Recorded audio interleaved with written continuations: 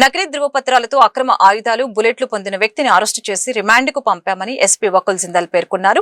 తాడికొండకి చెందిన విజయ్ హర్ష వద్ద నుంచి 22 రైఫిల్, ఒక బోర్ షాట్ గన్, ఒక పిస్టల్, 50 బుల్లెట్లు, కారు స్వాధీనం చేసుకున్నామని ఎస్పీ వకుల్ జిందాల్ తెలిపారు.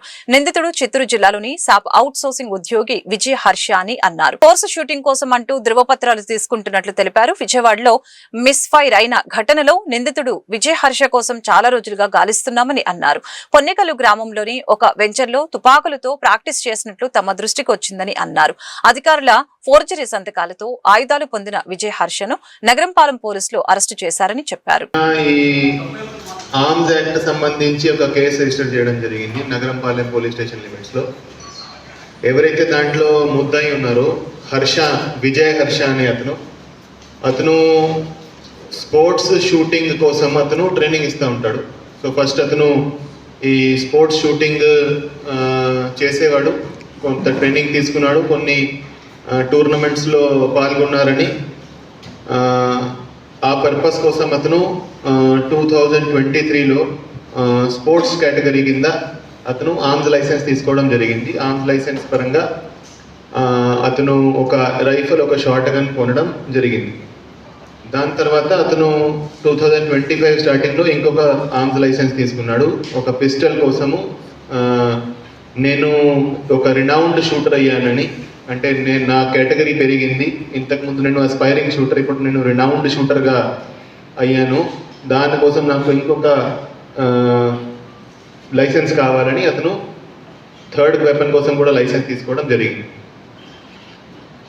తర్వాత అరౌండ్ 1 month బ్యాక్ విజయవాడలో ఒక గన్ హౌస్లో, వెంకటేశ్వర గన్ హౌస్లో ఒక ఇన్సిడెంట్ జరిగింది. అక్కడ వెపన్ను హ్యాండిల్ చేస్తూ వెపన్ మిస్ఫైర్ అయ్యి ఎవరైతే మనం నిన్న అరెస్ట్ చేశామో విజయ్ హర్ష, అతనికి చేతిలో ఇంజరీ అయింది, మిస్ఫైర్ అయ్యి ఇంజరీ అయింది. దాని తర్వాత అతను అండర్ గ్రౌండ్ అయ్యాడు.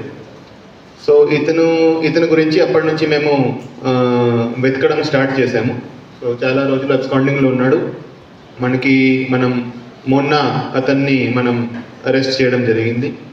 అరెస్ట్ చేసినాక అతని దగ్గర ఉన్న వెపన్స్ అన్నీ చెక్ చేస్తే అతని దగ్గర 50 బుల్లెట్స్ మనకి దొరికినాయి. 50 బుల్లెట్స్లో 44 బుల్లెట్స్ అతనికి ఏదైతే లైసెన్స్ ఉన్నాయో ఆ లైసెన్స్కి సంబంధించినవి, కానీ 6 బుల్లెట్స్ లైసెన్స్కి సంబంధం లేని బుల్లెట్స్ కూడా దొరికింది. ఏదైతే అతని దగ్గర ఉండకూడదు ఆ బుల్లెట్స్ మనకి దొరకడం జరిగింది. అదేవిధంగా అతని లైసెన్సెస్ కూడా మేము చాలా క్లోజ్గా స్క్రూటినీ చేసేసరికి ఏదైతే నేను ఒక ఎస్పైరింగ్ షూటర్ అని, నేను ఒక రినౌండ్ షూటర్ అని క్లెయిమ్ చేసి లైసెన్స్ తీసుకున్నాడో ఆ లెటర్స్ ఏదైతే అతను చూపించాడో, ఆ ప్రూఫ్స్ ఏదైతే చూపించారో ఆ ప్రూఫ్స్ లెటర్స్ కూడా ఫోర్జ్డ్ అనేది మాకు తెలిసింది. సో నేషనల్ రైఫిల్ అసోసియేషన్ నుంచి నాకు ఫలానా క్వాలిఫికేషన్ ఉంది, నేను ఫలానా కాంపిటీషన్లో